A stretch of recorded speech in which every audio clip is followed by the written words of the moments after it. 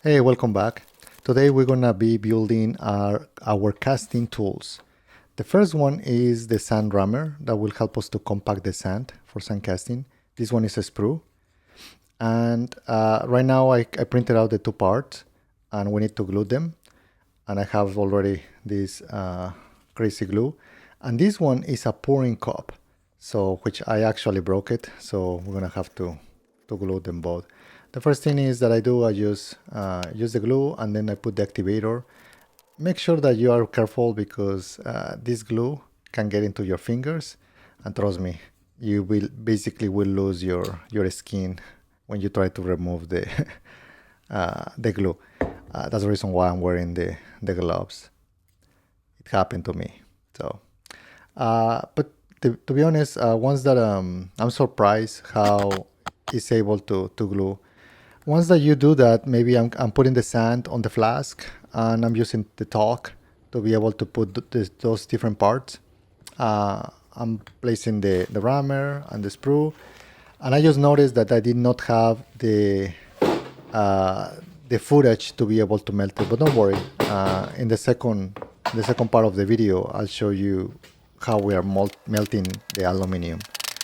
So this is the one of the fun parts, to be able to see how the part is coming up. I did a couple tries, and actually in the third try, I was able to get the part working.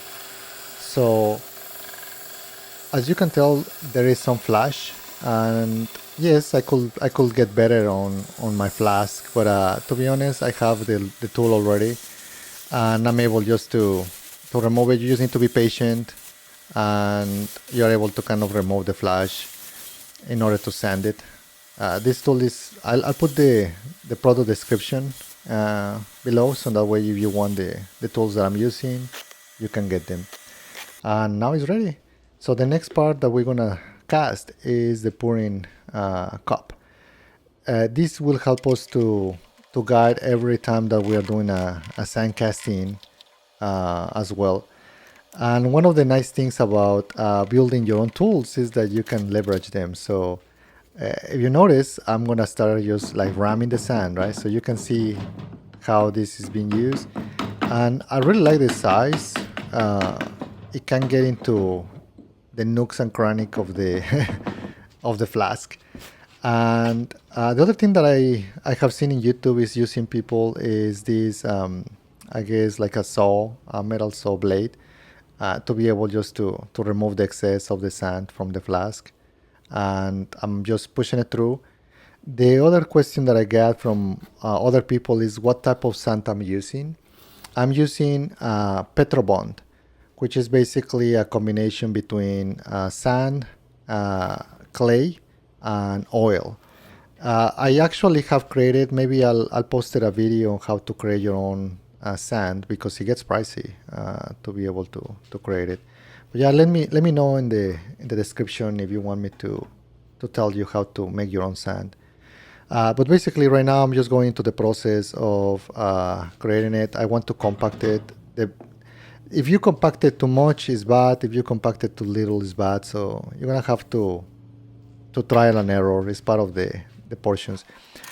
Uh, I'm doing now the other part. Basically, the flask has two parts: the top and the bottom. The top is called the cope, and the bottom is the drag. And so once that you do that, I'm putting all of this sand, but I think that is ready. Once that you have it, one thing that I notice is that you can pull it out, but I pull it too much. So if that happens to you, it's fine. You can try to make it again. In this case, I was compacting it to be able to have it. So I'm putting the talk, just the powder, so that way it helps me. But if you notice, I felt it that it was not strong enough. So I'm trying it again. I'm compacting it to remove the part. But once that is ready, basically you put enough, and then you can start hitting the metal. So once that the metal is about 1,000 degrees, it will start being like super red and super shiny. You'll see maybe some material excess, which is called the dross. and I use an old, I guess, pan to be able to cook and actually work pretty well. And then I have the tools. Please wear safety, right? These things are dangerous. It can blow in your face. So wear a mask, wear gloves, wear everything for security reasons. But yeah, once that you do that, I have these bricks that allows me to uh, to to basically put it the molten uh, metal here, and then I'm able to pour it into the casting. So this is kind of the part that it gets kind of tricky, right? So it's super hot, but once that is melted, you just wait few minutes. And I use this metal container because it's still sometimes hot, as you can see on the there is some fumes. Do not breathe that because sometimes it's oil. So I'm trying to not breathe that part.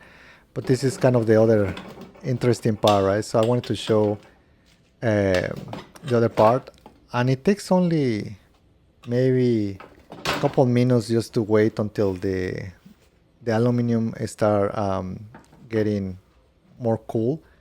And you can also dip it on water at this point, but I wanted to show you right away how it came out, which actually came out pretty nicely. I might not need to sand the flash here because it came pretty nice. If you can see, here is the 3D printed one.